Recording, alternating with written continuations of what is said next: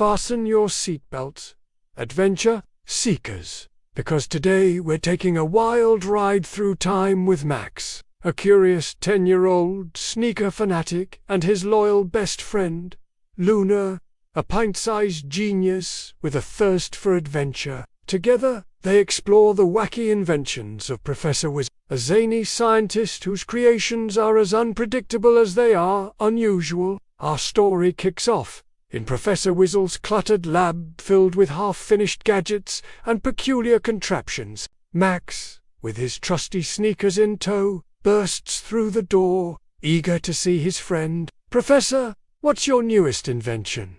"Maybe a robot that does my homework," he asks hopefully. But the professor has something even more extraordinary in store. Even better. "Behold, the time-traveling sneakers!" he exclaims, holding up a pair of glowing sneakers with buttons on the side. Max's jaw drops in amazement. Just as Max slips on the sneakers, Luna enters the lab and raises an eyebrow at the sight of her friend sporting a pair of luminous footwear. "Wait a minute, what do they do?" she asks. Ever the voice of reason, the professor grins mischievously. "Press the left button to go back in time and the right button to return to the present," he explains. Before either Max or Luna can utter a word of caution, Max, with the excitement of youth, presses the left button, and poof, they vanish in a flash of light. When the light subsides, Max and Luna find themselves on a rickety pirate ship sailing through the vast expanse of the ocean. Waves crash against the hull of the vessel as the wind whips through the sails, creating a symphony of sound that's both eerie and exciting. Max, his face paling with realization, turns to Luna and whispers, "Uh-oh, I think I pressed the wrong button." A low growl echoes across the deck, sending shivers down their spines. They turn to see the source of the commotion, a towering figure with a menacing presence. It's Captain Flint, a notorious pirate whose name strikes fear into the hearts of sailors and landlubbers alike. As Captain Flint approaches, his piercing gaze fixed on the newcomers, Max and Luna exchange a nervous glance. "Who be the landlubbers?" Captain Flint bellows, his voice echoing the thunderous roar of the sea. His words hang in the air, leaving no room for polite conversation. Max, his voice shaking slightly, attempts a nervous laugh. We're just, tourists," he stammers, hoping his lie will be swallowed by the howling winds. But Captain Flint is not known for his A flicker of suspicion crosses his face, and he barks, "Tourists! Ha! The bee spies from the King's Navy! Lock 'em up!"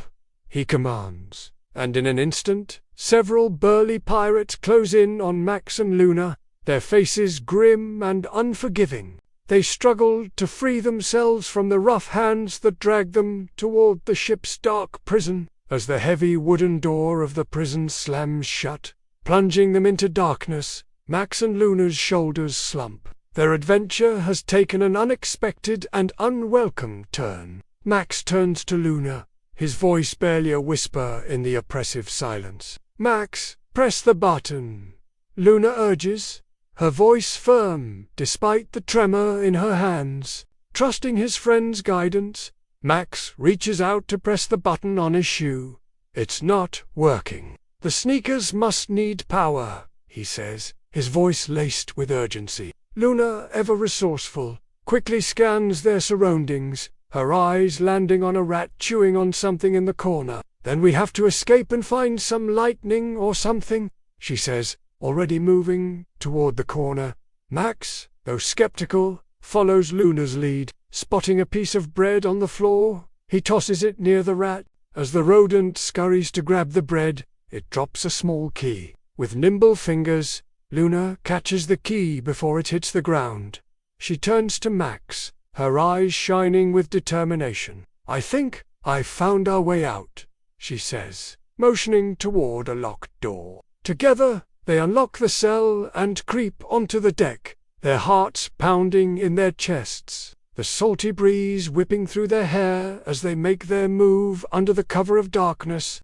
Their escape coincides with the arrival of a raging storm, complete with flashes of lightning that illuminate the angry sea. Max and Luna scramble to the safety of the cabin, seeking refuge from the elements. As Captain Flint surveys the tempestuous seas from the deck, his face etched with concern, Luna whispers to Max, "That metal pole on the deck, if we stand under it, the lightning might charge your sneakers." Max swallows hard, his eyes wide with apprehension. "That sounds really dangerous," he murmurs, torn between the risk and the promise of returning home. As a bolt of lightning strikes near them, the sneakers glow blue. Suddenly, Captain Flint rushes toward them, his eyes blazing with surprise and disbelief. "What sorcery is this?" he roars, his voice echoing the thunderous claps of lightning. Max, seizing the moment, grabs Luna's hand and presses the right button on his shoe. "Time to go," he shouts, his voice ringing with triumph, as they poof vanish just as the pirates close in on them. When the light clears, Max and Luna find themselves back in the familiar setting of Professor Whistle's laboratory. The sight of their beloved belongings and the comforting hum of the fluorescent lights above them bring a wave of relief washing over them. As Professor Whizzel beams at his friends, his eyes twinkling with excitement, Max and Luna exchange a look of pure exhaustion. "Where are we, Professor?" Max asks, his voice hoarse from their wild escapades. With a mischievous grin, the professor replies, "You're back in my humble abode, my dear adventurers. How was your little jaunt through time?" Max throws himself onto a chair, his sneakers kicked off, and lying abandoned beside him. "Oh, you know, the usual," he mumbles, his voice laced with weariness. "Got arrested by pirates, almost got struck by lightning," he adds with a sigh, as if such perils are part of an ordinary Tuesday for him. Luna, ever the pragmatist, turns to the professor, her tone firm yet gentle. "Next time, perhaps something a bit less, how do you say, dangerous?"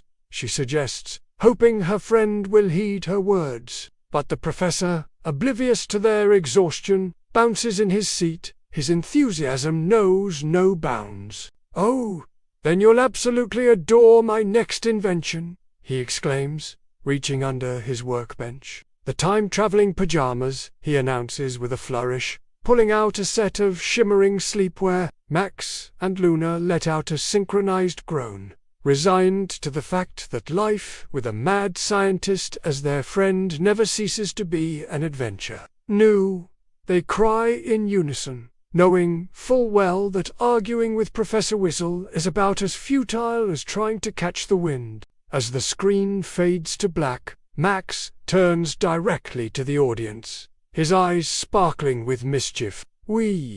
That was crazy," he says with a wide grin. "Where should we travel next?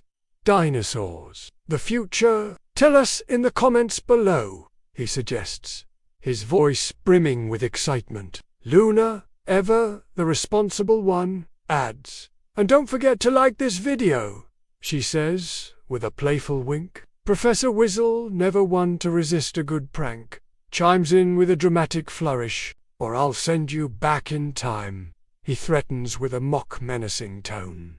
"Just kidding," he adds with a chuckle. "Subscribe before I change your age," he quips, leaving his audience in suspense.